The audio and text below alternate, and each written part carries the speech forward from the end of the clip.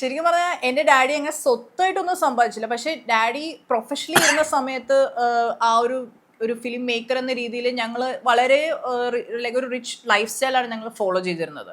പക്ഷേ പിന്നീട് ഡാഡിയുടെ സിനിമകളൊക്കെ ഇല്ലാതായപ്പോഴത്തേക്കും ഡാഡിയുടെ വരുമാനം നിന്നു. പിന്നെ ഐ വാസ് ഇൻ ദുബായ്. അപ്പം ഞാൻ തന്നെയായിരുന്നു പിന്നെ കാര്യങ്ങളൊക്കെ നോക്കുകയെല്ലാം ചെയ്തത്.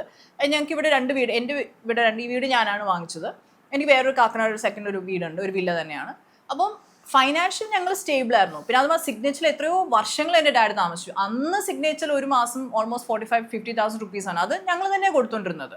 അല്ലാതെ നമ്മൾ ഫ്രീ ആയിട്ടൊന്നുമല്ല അവിടെ താമസിച്ചിരുന്നത്. ആൻഡ് ഒരു മാസം 50,000 റുപ്പീസ് പ്ലസ് മെഡിസിൻസ് പ്ലസ് മറ്റേ എന്താണ് അങ്ങനെ ഓരോ ഇതിനും എക്സ്ട്രാ പൈസകളാണ്. പിന്നെ അഡ്വാൻസ് ആയിട്ട് നമ്മളവിടെ പൈസ കെട്ടിവെച്ചിട്ടുണ്ടായിരുന്നു. അപ്പോൾ ഫൈനാൻഷ്യലി നമ്മൾ ഒരിക്കലും ഒരു എന്താ പറയുന്നത് ഇതിൽ ഞങ്ങൾ ഇതായിരുന്നു വെൽ സൗണ്ട് തന്നെയായിരുന്നു. ഞങ്ങൾ ഫൈനാൻഷ്യൽ സൗണ്ട് ആയിരുന്നു.